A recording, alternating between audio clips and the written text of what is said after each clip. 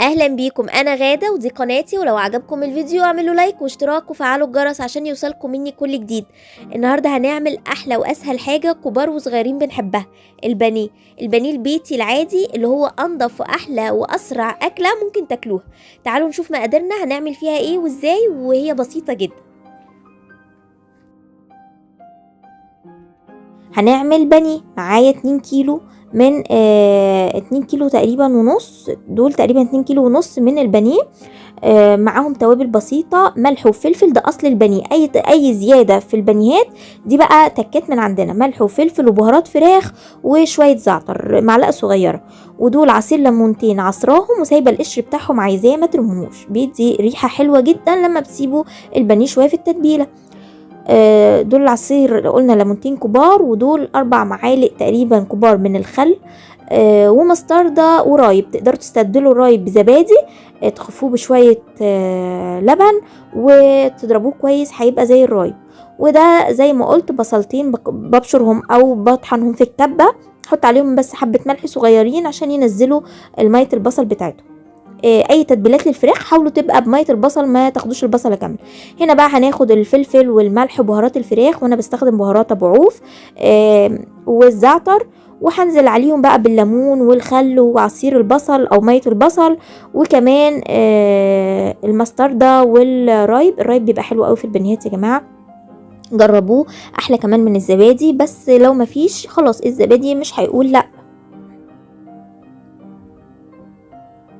حطوا في وك واسع او في حاجه واسعه عشان تقدروا تتبلوا كويس، كل حاجه توصلها التتبيله. ومعلقه مستردة حلوه برضو، بتخلي بتدي طعم حلو. لكن زي ما بقول اصل البانيه ملح وفلفل وعصير ليمون وبس، مفيش اكتر من كده. يعني حتى لو مش عايزه تحطي رايب او زبادي، هو ملح وفلفل وعصير ليمون وبيض بصل، 4 حاجات دول اصل البانيه. هنا بقى اتاكد ان واحده واحده كده وصلها التتبيله، وهسيبها في التلاجة مش كتير على ما احضر بقى البقسماط بتاعي والدقيق والهيصه دي كلها. وهحط على وشها كده قشر الليمون بيدي ريحه حلوه، وهقفلها بالاسترتش وعلى التلاجة. هسيبها شويه على ما اجهز الحاجه الحلوه دي. انا اول ما بقول يا بني المجموعه دي لازم تكون معايا بقسماط ريتش بيك، يكون فاتح ويكون تاريخه جديد. خلي بالكم التاريخ بيفرق كتير جدا في خلطات البقسماط. كمان بتاعه 5 مينتس حلوه وفيها خشونه مش ناعمه وفاتحه، وفيها توابلها جاهزه، مش هحتاج اتبل البقسماط بتاعي. ليه اضيع وقت في البيت في اني احمص عيش واحط عليه توابله وتبقى التوابل مره مظبوطه ومره لا. انا بجيب البقسماط جاهز، بحط عليه كنور فيجيتار، انا بستخدمه عادي مش حار، لو عايزينه حار براحتكم. وكمان بستخدم اللي هي الفيجيتار الاكسترا، اللي هو بيبقى شويه فيه قرمشه كده او خشن، مش بيبقى ناعم. ودول زي ما قلت لكم كده وشاورتكم قلبي في التتبيله بتاعه القشره الخارجيه للبانيه. دايما اشتغلي في حاجة تكون يعني لها يعني عمق في البانيو، على اساس ما تبهدليش الدنيا. هاتي مفرش رول السفرة بيتجاب من اي سوبر ماركت او حد بيبيع ورقيات، افرشيه على الترابيزة اللي بتشتغلي عليها وشيليه. لا هيبقى معاكي بقى روايح بانيه، ولا تلاقي المطبخ اتبهدل ولا اي حاجة. مجرد ما بتشيلي الكيس ده خلاص المطبخ والترابيزات نظيفة زي الفل. يا دوبك على غسيل الاواني او الحاجات اللي انت استخدمتيها اثناء التتبيل. هنا بقى احط الخلطه دي كلها مع بعض كده، الفيجيتار مع ال 5 مينتس البقسماط بتاعها مع البقسماط ريتش بيك، هيعمل لي خلطه حلوه وممتازه. مش محتاجه اتبلها بصل باودر ولا توم باودر ولا اي حاجه. لكن لو انت بتشتغلي بقسماط من البيت حضرتك هتحطي عليه شويه تتبيلات بقى، توم وبصل وملح واي بقى اطعم انت بتحبيها. جهزت كمان دقيق وحطيت عليه كيس فيجيتار. جهزت البيض بتاعي، حطيت 4 بيضات ونزلت عليهم بكوبايه ميه وملح وفلفل وضربتهم كويس. وهبتدي اشتغل بقى في الحاجه بتاعتي. عايزه اقول تكايه مهمه، عشان حته البانيه بتاعتك لما تستوي كويس على النار بعد ما تاكليها ما تلاقيش فيه طبقه طريه جوه او حاجه معجنه جوه. اهم حاجه السوائل اللي على قطعه البانيه بتاعتك، لو عندك رف سلك او حاجه ممكن حتى تنزلي عليهم، او تمسكي حته بانيه زي ما انا ماسكاها حته حته كده، تنزل الخلطه من عليها اغلبها وتعفريها بالدقيق، ما تكلكعيش عليها دقيق كتير عشان ما تعجنش معاكي، وتحطيها في البيض. نفضي الدقيق كده وانزلي بيه في البيض، وكمان لما تنزلي فيه في البيض وتشيليه خلي البيض ما يبقاش كتير عليها، يعني امسكيها لثواني كده تنزل من عليها البيض، وابتدي بقى اضغطي على البيض على قطع البانيه بتاعتك كويس، بقسماط من جهه يمين وجهه شمال. شايفين؟ تقدروا طبعا تعملوها بالحجم ده او تقسموها بالنص. هنا طلعت معايا 4 اطباق، كل طبق فيه 8 قطع.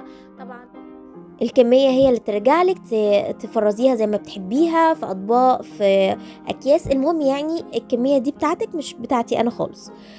على زيت حرارته متوسطة على النار، يعني النار متوسطة والزيت يكون ساخن بس مش عالي جدا عشان البانيه ياخد وقته في السوا.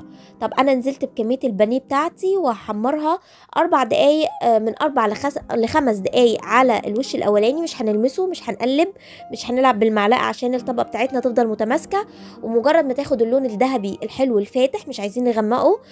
طبعا البانيه ما بياخدش وقت كتير على النار، في ساعتها بنلاقيه استوى ولونه بقى حلو. في 4 دقايق على الوش ده و4 دقايق على الوش التاني، وهيبقى احلى بانيه معاكي ان شاء الله. ده البانيه بتاعي بعد ما استوى بتطلعيه على شبكه، مش على مناديل، على شبكه عشان يطلع مقرمش وما يطرش معاكي. وبعد لما يتهوى خالص على الشبكه ابتدي حطيه على مناديل زي ما انت تحبي، او تحطيه في الاير فراي، او حتى تدهني الوش بتاعه وتحطيه في الفرن، دي برضو حاجه ترجع لك. جربيه وقولي لي ايه رايك فيه. هو احلى بانيه بيتي بتعمليه من ايدك، هو الاكله المعتمده لست البيت المستعجله اللي مش عارفه ومحتاره تعمل ايه او تطبخ ايه، كده في السهل والسريع. يوم تجيبه تغسله وتنضفه، وكمان تتبله وتظبطه كده في اطباق في الفريزر وقت ما تبقى محتاره، او الوقت معاها ضيق وعندها مذاكره كتير، او حتى في يوم صاحيه من النوم ملهاش مزاج النهارده تقف تطبخ طبخه كامله A to Z. البانيه اسهل واحلى حاجه محدش بيختلف عليها. تعمليه ان شاء الله، تعمليه كل يوم، كل الولاد والكبار والصغيرين بيحبوه، سواء مع مكرونة، سواء حتى مع رز بشعرية، او حتى مع عيش وسلطة وبطاطس محمرة. بيقضي اليوم وبيبقى عملتي احلى اكلة، واحلى كتير وانضف بكتير من بره. حتى لو هو مش بيطلع بالظبط زي بتاع بره، ولكن على الاقل بنسبة 90% انت ضامناه وضامنه نظافته وضامنه الجودة وطعمه، وعارفة ان انت قليه في زيت نظيف وحاطه توابل انت عارفه هي محطوط فيها ايه، وغسله البانيه قدامك وعارفه مصدره ايه. وهو احلى حاجه بجد. كل مره جربيه بطريقه مختلفه، مش شرط انك المره اللي عملتيها تطلع هي نفس المره اللي بعدها. كل مره جربي، مره اعمليه بملح وفلفل ومره اعمليه بشويه توابل، المهم ان في الاخر هيطلع احلى حاجه من ايدك. تسلم ايدك، واشوفك على خير المره الجايه. مع السلامه.